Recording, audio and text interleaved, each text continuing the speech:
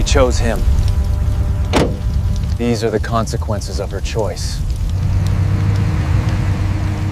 I was sitting at my desk going through inventory reports when my phone buzzed with a notification. Instagram. Normally, I'd ignore it, but the preview showed Madison's profile picture. My wife doesn't post much, maybe once every few months, so I clicked it. There she was, arms wrapped around some guy, his chin resting on her shoulder, both of them smiling like they'd just won the lottery. The caption read, "Home is where the heart is," with a heart emoji. I knew that face immediately. Travis Morrison, the ex-boyfriend she dated for 3 years before we met. The one she swore was ancient history when his name came up last Thanksgiving. The same guy who'd been liking her posts for the past 6 months, leaving comments like "looking good" and "miss those days." The post had been up for 40 minutes already, 18 likes. Her cousin Brianna had commented with 3 heart eye emojis. Her coworker left "Yes, Queen."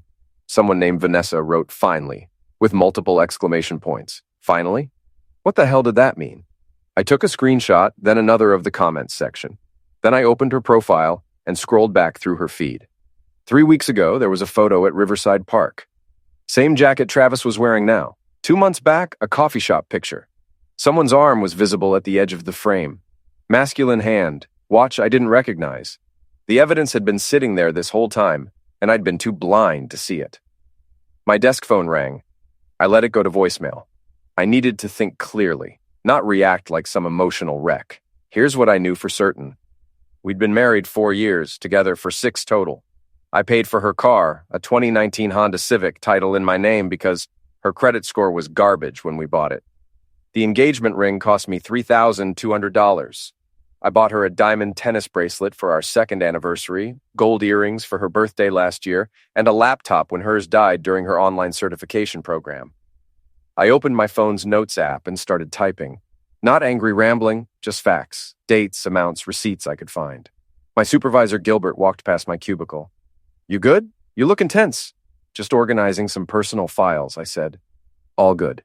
He nodded and kept walking. I went back to my phone. The photo now had 24 likes.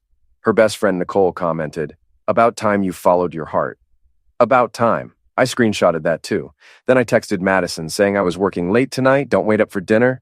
She replied immediately. "Okay, ordering Thai. Want me to save you some?" "No thanks. I'll grab something here." 3 dots appeared, then disappeared. Then, "Everything okay?" "Yeah, just busy." "Talk later." I put my phone face down and went back to my computer, but I wasn't looking at inventory reports anymore. I was searching online listings for lockboxes, researching what items legally belonged to me in our state, checking which documentation I'd need for what I was about to do. I looked up community property laws, marital asset definitions, and what constituted separate property. Everything with my name on the title or receipt was mine. I took notes. By the time I left work, the post had 63 likes and 12 comments, most from her side of the family and friends. All supportive, all celebrating whatever this was. I stopped at a 24-hour copy shop on my way home. The night shift guy at the counter barely looked up when I asked for access to their scanner and color printer. Perfect. I didn't need an audience yet. When I pulled into our driveway at 11, the living room lights were still on. I sat in my truck for a minute, looking at that light. 4 years of marriage, 6 years total, and she'd just announced to everyone who mattered to her that her heart belonged somewhere else. I grabbed my briefcase, now full of printed documentation, and headed inside. She was on the couch watching some reality show, phone face down on the cushion next to her. "Hey," she said, glancing up. "You look exhausted. Rough day?" "Long day," I corrected. "I'm going to take a shower and crash." "Want to watch something together first?" I looked at her. Same woman I'd married, same smile, same voice that had said "I do" in front of 100 people. "Maybe tomorrow," I said. "I'm beat." She shrugged and turned back to the TV. I went upstairs, set my briefcase in the guest room, and closed the door. Then I opened my laptop and got to work. If she wanted to make public declarations about where her heart was, that was her choice. But she was about to find out that choices come with price tags, and I had all the receipts. I woke up before her like always. 5:30, alarm silent so it wouldn't wake her. I got dressed, made coffee, and sat at the kitchen table with my laptop and the folder I'd started last night. The Instagram post was still up. 92 likes now. More comments overnight. Her Aunt Maureen wrote, "So happy for you." Her high school friend tagged 3 other people with crying laughing emojis. I heard her footsteps upstairs. Shower running, hairdryer going, the usual routine. She came down at 7 wearing the earrings I'd bought her, gold hoops, $340 at the jewelry store downtown. She'd cried when I gave them to her, said they were too expensive, that I shouldn't have. "Morning," she said, pouring herself coffee. "You're up early." "Couldn't sleep," I said, closing my laptop. "Lot on my mind." She leaned against the counter, sipping her coffee, watching me. "Work stuff, among other things. Want to talk about it?" I looked at her directly. Not yet. She frowned slightly but didn't push. "I'm meeting Hadley for lunch today, that new place on 5th Street. Hadley Quinn, her friend from the gym, the one who'd been encouraging her to live her best life for the past year. I'd met her twice, didn't like her either time. "Have fun," I said. "You're being weird," she said, setting down her mug. "What's going on?" "Just tired, like I said last night." She studied me for another moment, then shrugged. "Okay, well, I'll be back around 3. After she left, I went to the garage. Everything I'd bought her over the years was cataloged in my head, but I needed physical proof for what came next. The tennis bracelet was in her jewelry box upstairs. The laptop was on her desk in the spare bedroom. The car was the big one, though. I went to my filing cabinet and pulled the title. My name only. Purchased outright 2 years ago when her previous car died and she had no savings to replace it. I photographed everything. The title, the receipt from the jeweler, the Amazon order confirmations for the smaller items, credit card statements showing the charges. I uploaded them all to a cloud folder, then backed them up on a thumb drive. I wasn't taking any chances. My phone rang. My brother Marcus. "You see her Instagram?" he asked immediately. I saw it. "Dude, that's messed up. You know who that guy is? Her ex, Travis. And she just posted that publicly with that caption. What are you going to do?" "Handle it." "That's not an answer." "It's the only answer you're getting right now," I said. "I'll call you later." "Don't do anything stupid." "I won't do anything stupid," I promised. But I'm also not doing nothing. I hung up and went back to my documentation. By noon, I had every major purchase itemized, photographed, and verified with receipts. I created a simple spreadsheet listing each item, purchase date, amount spent, and current estimated value. The car was worth around $12,000, the ring, $3,000, the bracelet, maybe $700, the earrings, $300, the laptop, $400 to $500. Total value of assets, over $16,000. The doorbell rang at 1. I wasn't expecting anyone.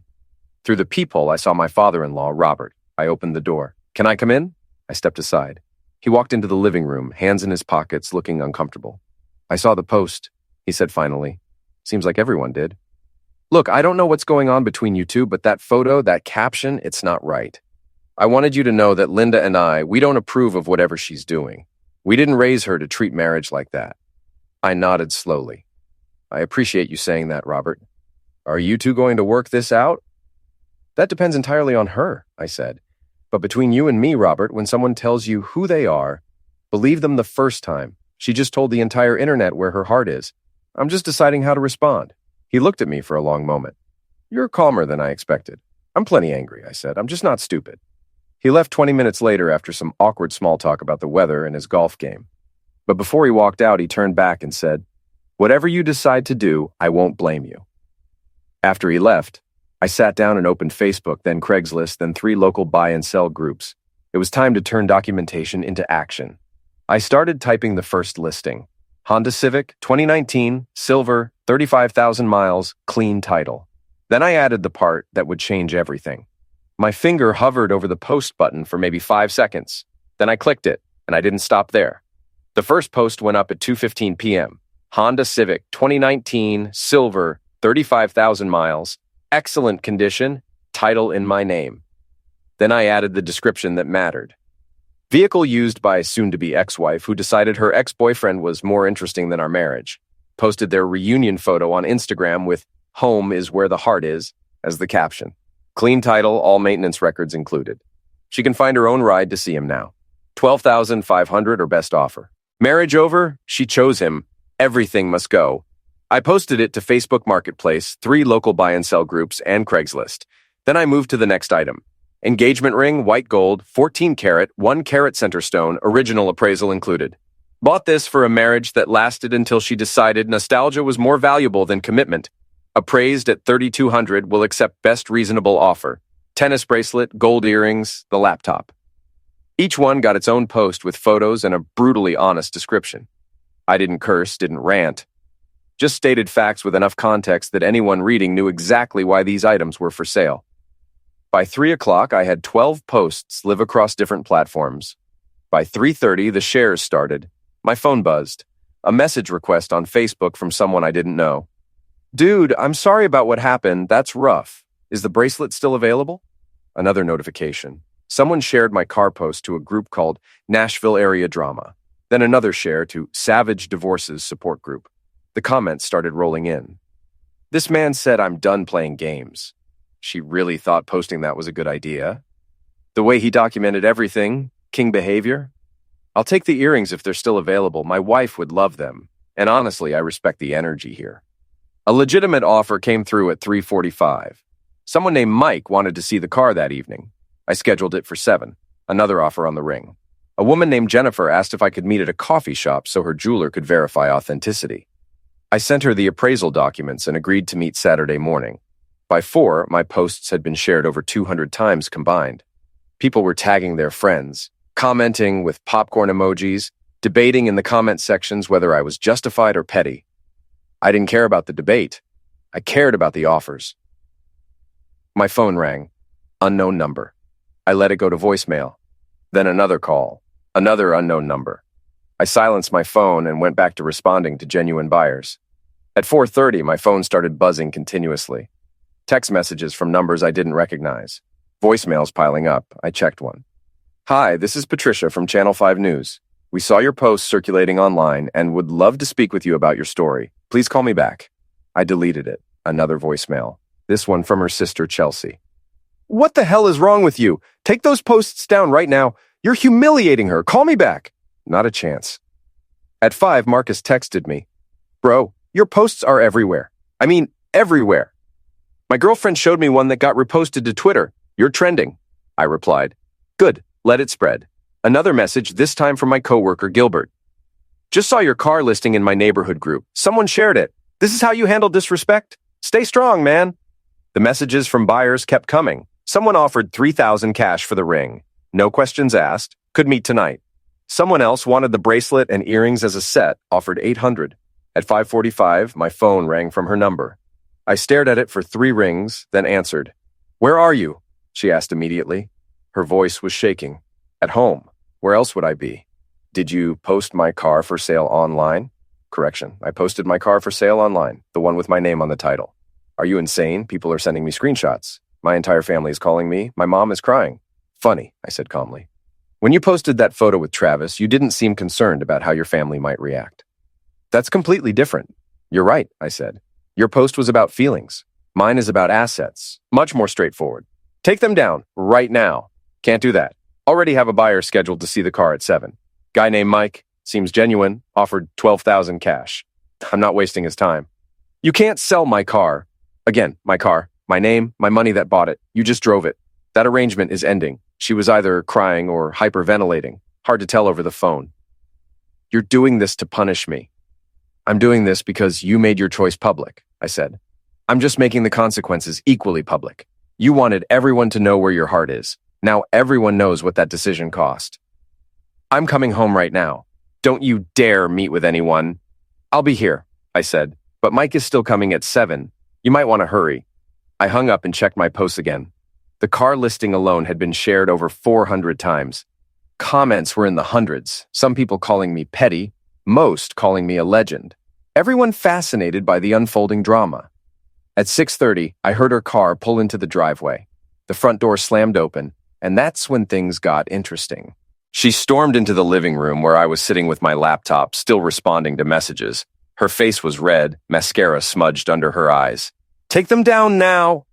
I didn't look up from my screen. Mike just confirmed he'll be here in 20 minutes. I said take them down. And I said no. She grabbed my laptop. I let her. She stared at the screen, scrolling through the messages. 53 unread offers, questions, people asking for updates on what's sold. This is insane, she whispered. People are messaging me. My boss saw it. My Aunt Maureen called my mom asking what's happening. Do you understand what you've done? I stood up and took the laptop back from her hands. I understand exactly what I've done. The question is, do you understand what you did? It was just a photo with your ex-boyfriend, I said. Caption saying home is where the heart is, posted publicly where everyone we know could see it. Just a photo? I pulled out my phone and showed her the screenshot. 92 likes, 15 comments. Your cousin said, finally. Your friend said, about time you followed your heart. So tell me, what exactly was I supposed to think? You could have talked to me. Like you talked to me before posting it? Like you mentioned you'd been seeing Travis again, meeting him at parks and coffee shops? Letting him back into your life while wearing the earrings I bought you? Her mouth opened, then closed. She hadn't expected me to know about the other meetings. How did you... Your Instagram isn't as private as you think, I said. And when you post someone's arm in a photo, maybe make sure they're not wearing a watch I've never seen you buy me. She sat down on the couch, head in her hands. It's not what it looks like. Then what is it? Explain it to me. Use small words so I understand. Travis and I reconnected a few months ago. We were just talking, catching up. It wasn't physical. We didn't do anything wrong. You posted a photo that announced to everyone who matters in your life that your heart belongs with him. That's not nothing. That's a declaration. I didn't mean it like that. It was just a caption. Words mean things, I said flatly. When you say home is where the heart is while wrapped around another man, people draw conclusions. Your family drew conclusions. Your friends drew conclusions. I drew conclusions. And you know what? You didn't take it down. Even now, it's still up. She pulled out her phone frantically and opened Instagram. Her hands shook as she deleted the post. Too late, I said. Screenshots exist. The internet doesn't forget. Neither do I. The doorbell rang. Mike, right on time. Don't answer that, she said quickly. I walked to the door and opened it. Mike was mid-40s, wearing a Titan's cap and work boots. He nodded at me. You the guy with the Civic? That's me. It's in the driveway. She appeared behind me. It's not for sale anymore. There's been a mistake. Mike looked between us, clearly picking up on the tension. The post said it was available. It is, I confirmed. Title's inside. Want to take a look at it first? Stop this right now, she hissed at me. Mike shifted uncomfortably. Look, if this is a bad time... It's not, I said. Give me 2 minutes. I went to my office and grabbed the title, maintenance records, and the spare key. When I came back, she was standing in front of Mike, arms crossed. This is my car. He can't sell it. Title's in my name, I said, showing Mike the document. Bought and paid for by me. She drove it, but it was never transferred to her name. Mike examined the title, then looked at her. Ma'am, if his name's on the title, it's his car, legally. We're married. And I'm filing for divorce Monday morning, I added. So we won't be married much longer. Her face went pale. You're not serious. Dead serious. Already spoke with a lawyer Friday afternoon. Papers will be filed first thing Monday. Mike cleared his throat. I'm going to look at the car now, if that's okay. I tossed him the keys. Check everything. It's got new tires for March, oil change last month. All records are in that folder. While Mike inspected the car, she followed me back inside. You spoke to a lawyer, when? Yesterday, I said. Right after I saw your photo. Made an appointment, went in during my lunch break, discussed options. Turns out when your spouse publicly declares their heart belongs somewhere else, you have grounds. I want to fix this. We can go to counseling. No. You won't even try? You didn't try, I said. You made a choice. You posted it. You celebrated it with everyone except me. Now you deal with the outcome. What about everything we built together? I gestured around the room. You mean everything I bought that you used?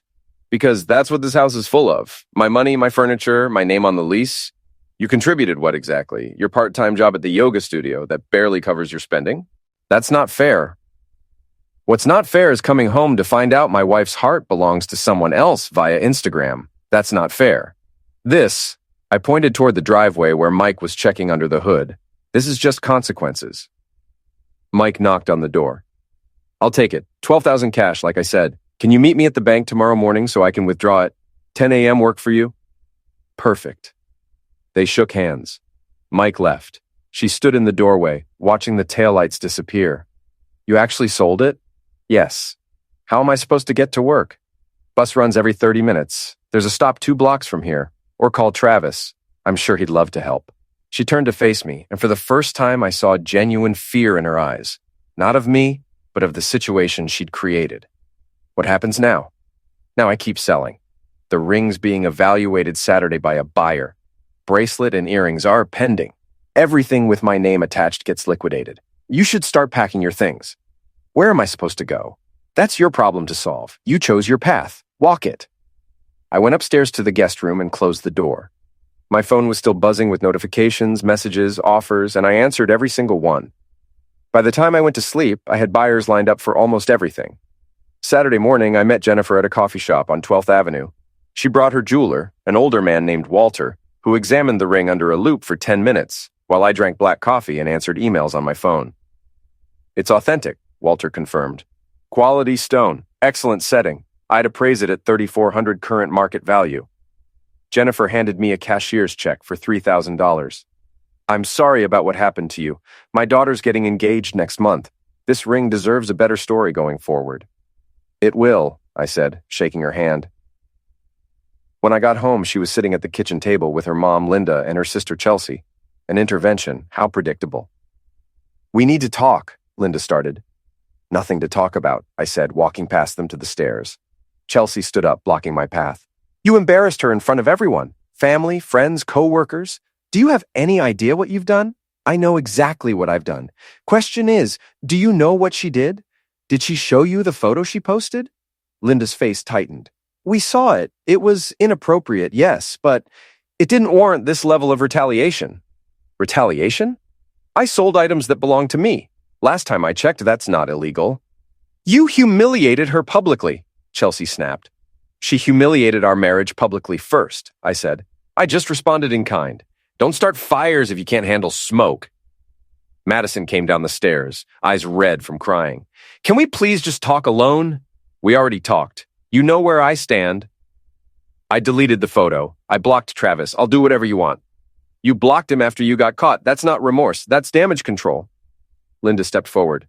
She made a mistake. Marriage is about forgiveness.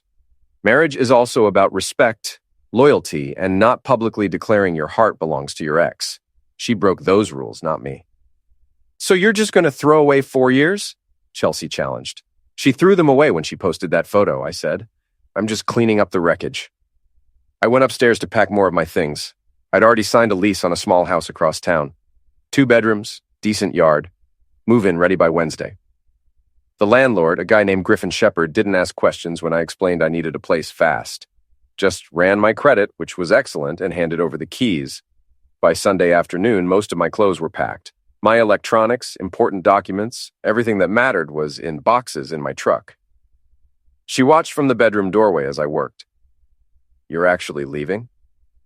Tuesday, I said. Movers come Wednesday for the furniture I'm taking. Which furniture? The couch I bought before we got married, the desk from my office, TV from the guest room, anything with my name on the receipt. You're taking the couch? Unless you've got $1,200 to buy it from me. She didn't. Monday morning, I filed the divorce papers. The clerk processed them efficiently, no drama. By Monday afternoon, she was served at work. Her sister called me screaming about how I'd embarrassed Madison at the yoga studio in front of clients. She could have been served at home, I said calmly. But she wasn't there when the process server came by. Not my problem. You're being vindictive. I'm being efficient. There's a difference. By Tuesday, the remaining items had sold. The bracelet went to a woman named Piper for $650, the earrings to someone named Sloan for $280, the laptop to a college student named Wyatt for $400. Every transaction was documented. Every penny was deposited into my personal account that I'd opened Monday morning. Wednesday morning, the movers arrived at 8. She was already gone, staying at her parents' house. Good. Made things easier. They loaded my furniture, my boxes, everything I was taking. The house looked empty when they finished. I did one final walkthrough, checking closets and cabinets. In the bedroom, I found the Instagram photo printed out and tucked into her jewelry box, the one she'd deleted. She'd printed it before taking it down. I left it there. Let her keep the memory. At my new place, I spent Wednesday unpacking, setting up my workspace, arranging the living room, making the place mine. Thursday, I went back to work. Gilbert asked how I was holding up. Better than expected, I said. Honestly. Your posts are still circulating. Saw one shared in a Reddit forum yesterday. Good. Let it circulate. Maybe it'll teach someone something. Friday afternoon, my lawyer called. She wants to negotiate terms. Her attorney reached out. What terms? I want nothing from her. She can keep whatever's in her name, which is basically nothing. I want the divorce finalized and I want to move on. She's asking for spousal support. I laughed, actually laughed. Based on what? Her part-time yoga job? We were married 4 years. She contributed nothing financially, and she's the one who blew up the marriage. Tell her attorney good luck with that argument. Will do. This should be pretty straightforward. Give it 6 weeks, maybe 8. That weekend, her brother Kyle texted me. I don't blame you for what you did. She messed up. But she's my sister, so I had to try. Good luck with everything. I appreciated that Kyle was decent. Sunday evening, I was grilling burgers in my new backyard when Marcus came over with beer. How you feeling? He asked. Honestly, relieved. Like I finally stopped carrying something heavy. The posts died down mostly, but I still get occasional messages from people sharing their own stories. It's wild how many people have gone through similar things. You became an icon, man. Marriage over. She chose him. Everything must go. That line is everywhere. I flipped a burger. I just wanted my stuff back. Didn't plan on going viral. But you did, and you handled it perfectly. No begging, no drama, just cold execution. It wasn't cold, I said. I was angry. Still am sometimes. But I wasn't going to let that anger make me stupid. Did Travis ever reach out? Nope. Disappeared the second things got messy. Turns out he only wanted her when she was safely married to someone else. The moment she became available and complicated, he vanished. Marcus shook his head. She lost everything chasing nothing. That's usually how it works. We ate burgers, drank beer, and talked about everything except her. It felt good, normal. Later that night, I got one final message from her. I'm sorry for everything. You deserve better. I stared at it for a long time. Then I blocked the number. She was right. I did deserve better, and now I had the chance to find it. 8 weeks later, I sat in a courthouse conference room. My lawyer, David Chen, had the final papers spread across the table. Her attorney, Sarah Matthews, sat across from us with her client. She looked different, thinner, tired. The earrings were gone, so was the confidence. Judge Armstrong reviewed the settlement. No spousal support, no shared assets because there weren't any to share. Clean split. She kept her clothes and personal items. I kept everything else because everything else was mine. Any objections? The judge asked. Her attorney glanced at her. She shook her head. Then this marriage is dissolved. Papers will be filed today, effective immediately. That was it. 4 years, ended in 12 minutes. Outside the courthouse, she caught up to me. Can we talk? Just for a minute. Nothing left to say. I need you to know I regret everything. Travis was a fantasy. You were genuine, and I destroyed it. You did. Do you hate me? I looked at her, considered the question. No, I don't hate you. I just don't care anymore. That's worse. Probably. She nodded, tears forming. I deserve that. Yeah, you do. I walked to my truck. Marcus was waiting, leaning against the passenger door. Done? He asked. Done. We drove back to my place. The house felt like home now. I'd painted the living room, bought new furniture with the money from selling her stuff, had a small gathering last weekend. Friends from work, couple guys from the gym, normal life. My phone buzzed. A text from Mike, the guy who bought the car. Just wanted to say thanks again. My daughter loves it. Passed her driving test yesterday. You gave us a good deal, despite everything. I smiled and texted back. Glad it's being appreciated. Marcus cracked open a beer, handed me one. So what now? Now I work. I live. I move forward. Maybe date eventually. Maybe not. No rush. The posts still pop up sometimes. You're a legend in the divorce community. I didn't want to be a legend. I just wanted people to understand that respect isn't negotiable. She made a public statement about her priorities. I made a public response about mine. Think she learned anything? Don't know. Don't care. That's her journey now. We sat on my back porch as the sun set. Birds chirping, neighbors mowing lawns, normal suburban sounds, peace. She'd wanted to show the world where her heart was. I'd shown the world what happens when you disrespect someone who knows their worth. No begging, no second chances, no tolerance for betrayal, just consequences delivered with precision. And when the dust settled, I was the one who came out whole.